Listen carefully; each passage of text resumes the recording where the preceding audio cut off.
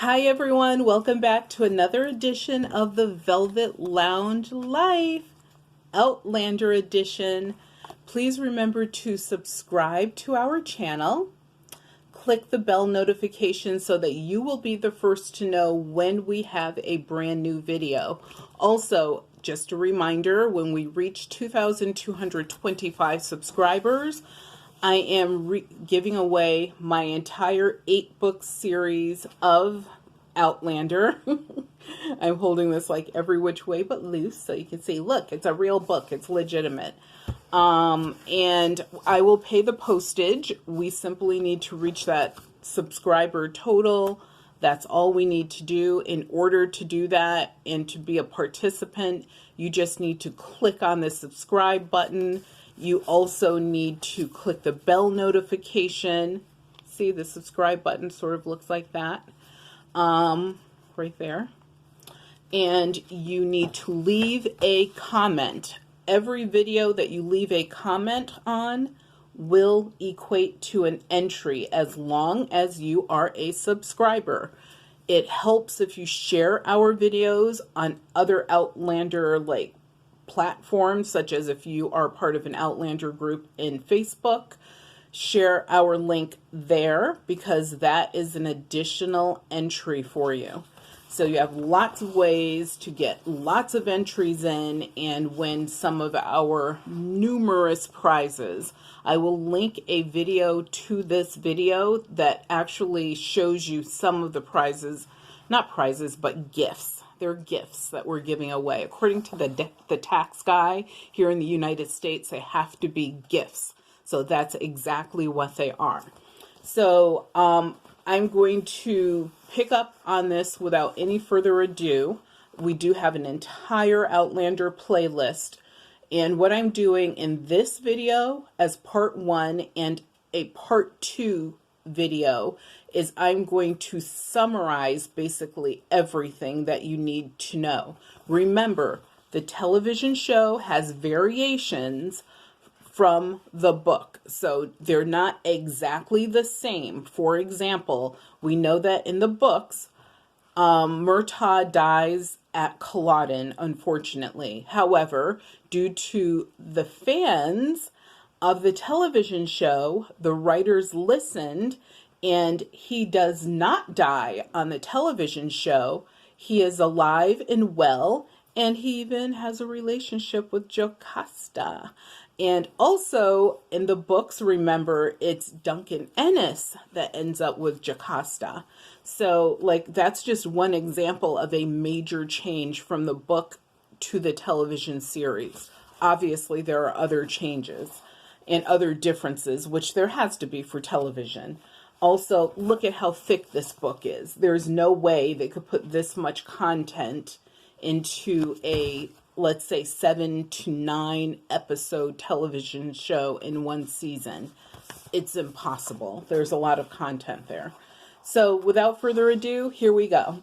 So we pick up on the story for season 5. It's around the 1700s, so it's like 1770 to be exact. At this point, there's a gathering at Mount Helicon, which is basically where the Scottish folks all come together to do their annual pilgrimage. It's a way for them to exchange news, hook people up for marriages, simply celebrate everything there is for them to celebrate or to be happy about. Or even if they're not happy, Claire has set up a surgery there so that she can actually give people medical treatment and such, including a little bit of dentistry. That happens. It's a thing. But while there, Lieutenant Archibald Hayes reads a proclamation that came from Governor Tyrone, and he's basically stating that he needed folks to search. Of course, it's Jamie he's tapping in on. For people that were involved in a Hillsborough riot that happened a month prior. I will tell you one of the participants in that was Herman Husbands. His name should be familiar from the previous season. He's the German guy who his daughter had a baby, which Claire delivered, and then a short time after, his daughter and the baby ended up dying of the German measles. Get the word German in there because for whatever reason he blamed, of course, because it's easy to blame someone else for your own faults, but he blamed the American Indians and ended up going on some crazy ass rampage and skinning them and killing a bunch of them for no reason whatsoever, simply because his daughter and his grandchild died of something that was in their own family genome pool, I guess. And so that's why his name is important, because he's from last season, and now we have him here going into the future. Of course, as I stated, this William Tyron wants Jamie to lead basically a militia, gather a militia, lead the militia, and that's really who the orders are for. The other thing that happens is there are two guys that are from Adsmere prison, and hopefully I'm saying that correctly, Adsmere, and their families agreed to come settle on Fraser's Ridge. The last name is McGilvery and Chisholm, and those names are important because in the future there will be matches made, like matches, with their males and other females and back and forth. And also it shows the growth at the ridge, which is very important. It's not just Jamie and his family, like other families have already been invited in, but more are sort of immigrating in, which is actually not the worst thing. It's a good thing. So next thing you know, we're talking about Tyron again and his orders for a militia. And what Jamie had to do is he had to sit, first of all, he's sort of beholden to this guy. For one reason or another, he, yes, gave him all of this land, which he really didn't give him. Jamie technically earned. But at the end of the day, Jamie still feels beholden to him because of his land trust.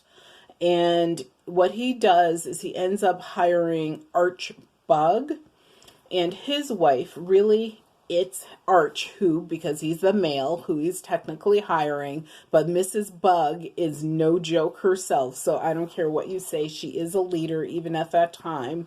And the reason that he hires them is so that when all these times that he's pulled away from the ridge in the past, they have to just leave it the way it is. There's no security. There's nothing. Even the animals are taken somewhere else to be taken care of. And also, even if there was someone else left behind, they can't manage this entire thing that's turning into an estate, if you will. So, and plus it's becoming more orderly, more civilized. It's not just a quick cabin that's been built in a few outbuildings. At this point, their actual lodge, if you will, their actual log castle, if you will, has been built. Claire has a surgery in there with like all her bits and parts and pieces. And they have all the animals, which would now be much more difficult to move elsewhere, plus establish gardens and plantings that they're doing for their harvest farm and all of that. And even like the food they have stored, it goes on and on. So what I'm trying to tell you is they have a well-established homestead. So he can no longer afford to simply pack up his stuff with his tiny family and go wherever for however much time is required or necessary, or if they simply get stuck somehow, which they do a few times. There are some things that happen along the way that are completely, of course, it's Outlander, they're unplanned and not the most pleasant things. And so because of delays and such, he can't afford to just leave the place naked with no one to tend to it. That's why Archbug and his Mrs. Bug come into play, because they will be basically the caretakers. Even when Jamie and Claire and their family are back on the ridge, the Bugs remain with them. Now, Miss Bug or Mrs. Bug, very reliable. I would trust her with my baby if she was a real person. Mr. Bug, he might have a bug in there somewhere. That's something you're going to have to watch out for. And because of the way I'm reacting right now, you know it's something you're going to have to watch out for. Spoiler alerts all over the place. So the cool thing is now he has, Archbug to oversee the land, the animals, etc. His wife, meaning Mrs. Bug, she is, basically, I hate the fact that they consider, like, she's considered a housekeeper, but if you read the books, you could tell that Claire doesn't really consider her to be a traditional housekeeper. She's more of a caretaker of the family than simply a regular, I'm going to sweep and cook a few meals housekeeper. She does definitely more than that. And she's valued as more than that. So the good thing, like I said, is now when Jamie has to be pulled away, which he now knows he definitely will be pulled away. He has to form this militia. They have certain tasks and duties that they're going to have to do or places they're going to have to go, at least in his own mind, in Claire's mind, in Roger, Brianna's, etc. They know that someone is overlooking their properties, their homes, their possessions, their animals, etc. while they're gone. It's a really good thing. So the other thing that Jamie does in preparation is he strikes up a deal with Josiah Beardsley. If you remember, there were the two Beardsley brothers. They were incredibly abused by the people who had adopted them. Starved. These kids are basically naked almost and they're definitely barefoot, but they're wearing tattered rags pretty much. And they were starving when they came upon the Fraser group. And obviously, we don't know why, but it's discussed in the book several times that these two boys have this affinity to Roger. Maybe they look at Roger as being an older brother. I don't know. That I haven't gotten to that point where I could figure that out. But the Beardsley boys, they're really good kids. They know how to hunt like nobody's business because they had to do that to survive. And so Jamie makes sure that he reconnects with them. And gets them in as part of their group, which is awesome. And of course, the boys now belong to something, which I think is really important. And the Beardsley boys are way, thankfully, too young to join the militia or be thrown into a militia. So the good way that they can help is by obviously working at the Ridge. They may even go along with this group, just to do some hunting, etc. And so that's what they're, brought into the fold for. The other thing is now let's get to Jocasta. Let's talk about her a little bit. So Jocasta is 100% untrusting of Roger. Obviously, she has no idea who Roger is. She has connections in Scotland, England, France, and of course in the colonies. And of course, no one can find any information about him because he's not from their era. He's a time traveler. So, and she, of course, has no idea about that, nor will she, hopefully, ever. And so she figures that Roger is simply, trying to connect himself or connected himself to Bree because of her potential inheritance. The reason I said potential is because other than, God coming down and slapping Jocasta in the face saying, that girl does not want your money. Jocasta wants to give her fortune to someone. I understand that. You want someone that you care, you love, you trust, will do the right thing to inherit from you. You don't, just want your inheritance to just, go to waste or go by the wayside or go to people that you don't want it to go to. So she is really hoping and trying to get Bree to agree to be her inheritant. The thing is, Jocasta knows that she does not want her to marry Roger because she sees Roger, she looks at him, he's a super handsome guy. He's tall, he's dark, he has those green eyes and black hair, and he's just, he works. Let's just say he works. But in their era, looks meant nothing. Your heart, what you truly loved, did not mean anything. What meant something is who you married, the pairing of certain families. And Jocasta is at a higher echelon as far as, her fortune. She has a fortune. And so she feels as if, Roger is someone who simply wants to, do a nosedive into her pot of gold. And he obviously wants nothing to do with that. Once again, as I stated before, Bree does not want any of the inheritance.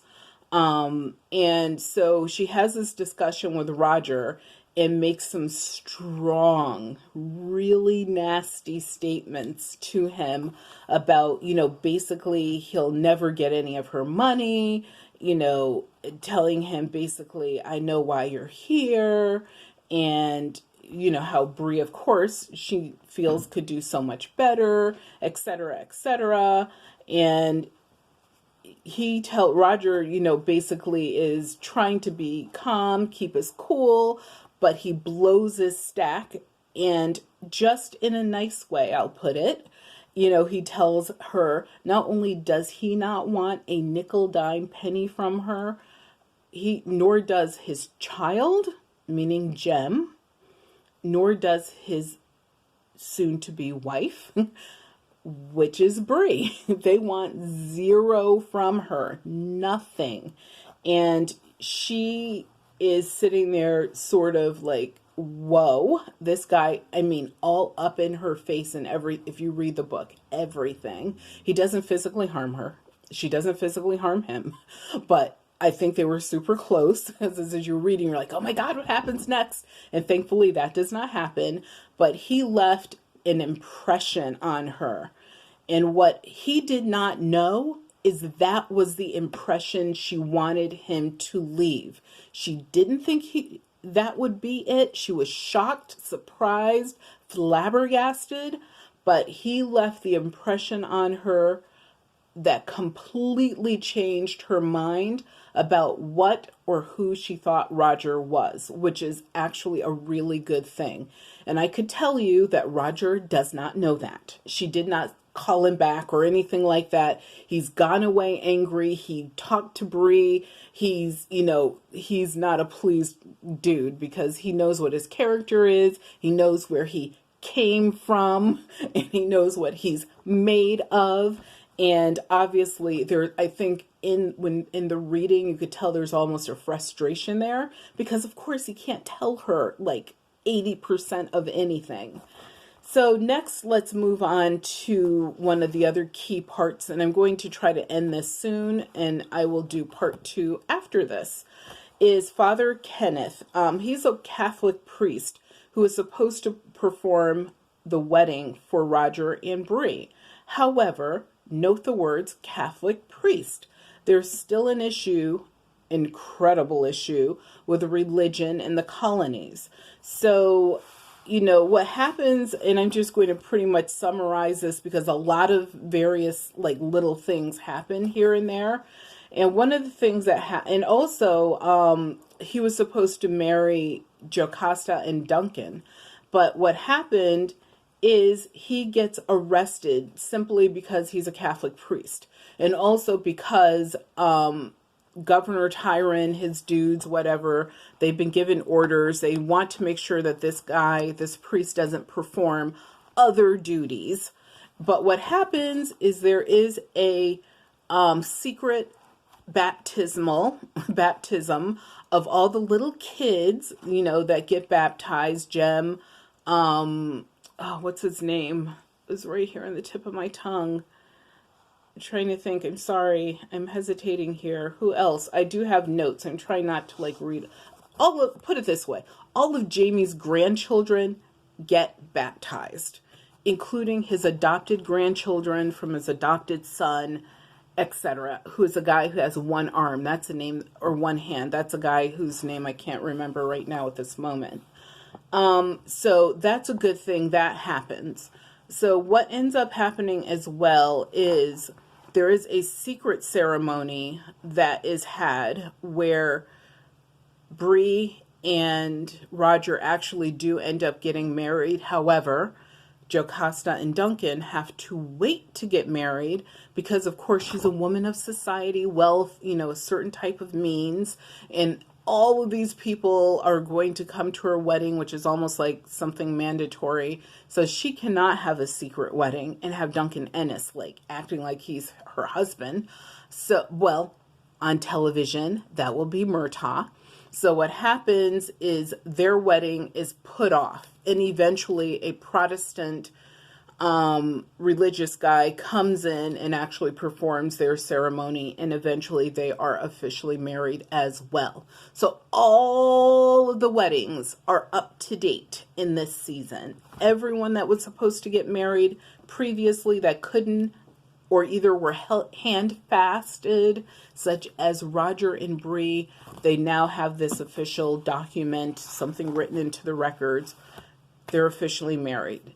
Duncan, Jocasta, officially married. The kids officially secretly baptized, which I thought was really cute.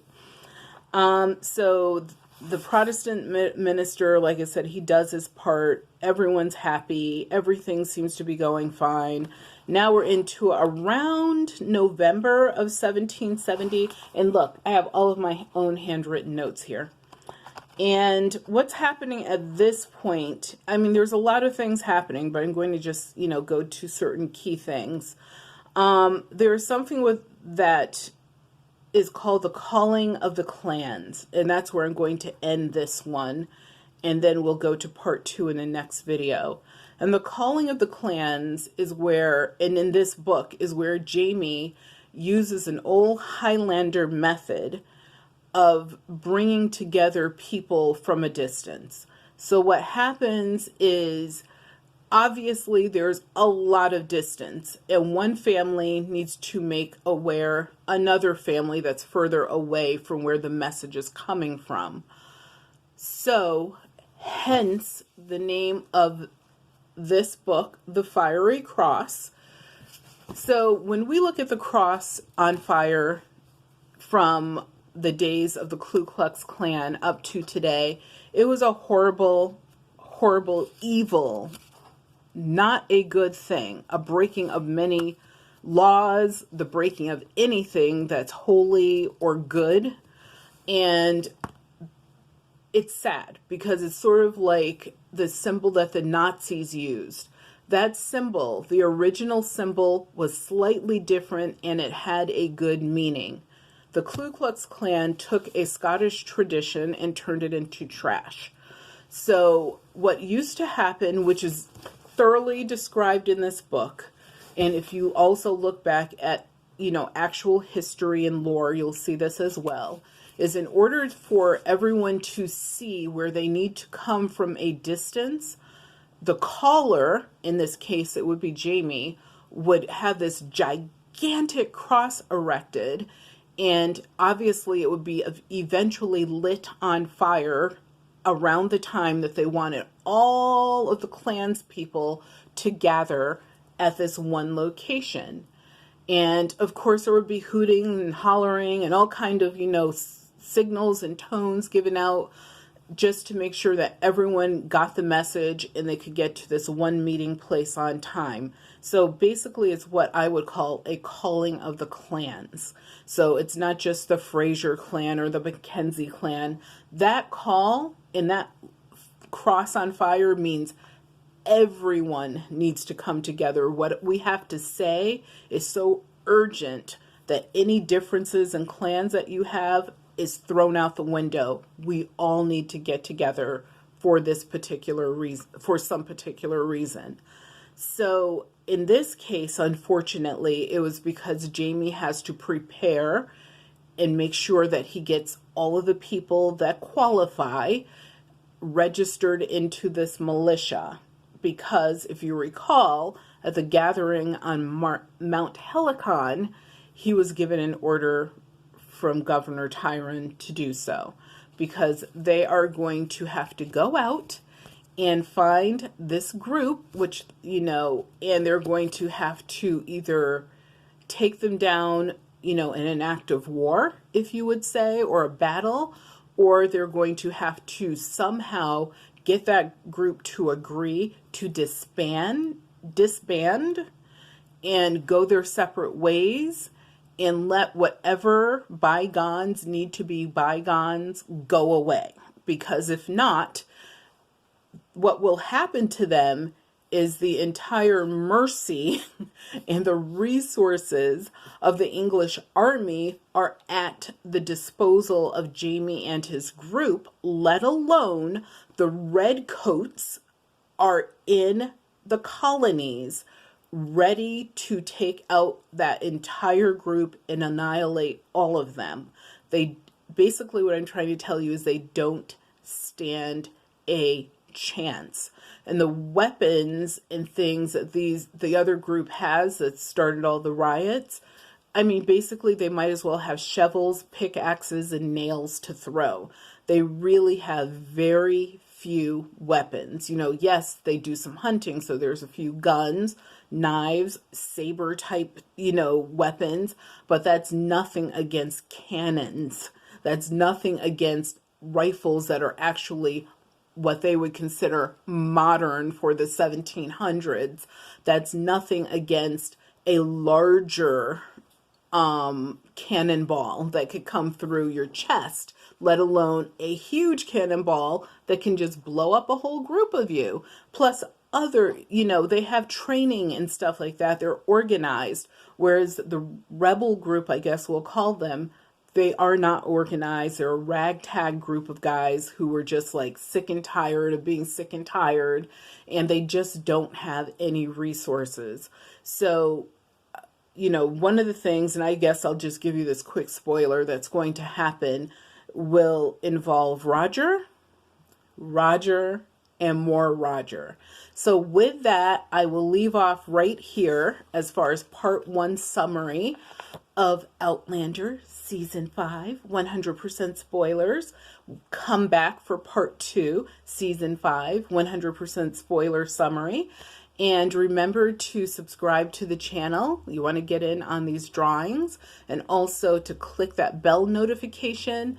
Leave a comment below if you have one, and thank you so much for tuning in. Remember that your health is your wealth, and without your health, you have absolutely nothing. So please take care of yourself.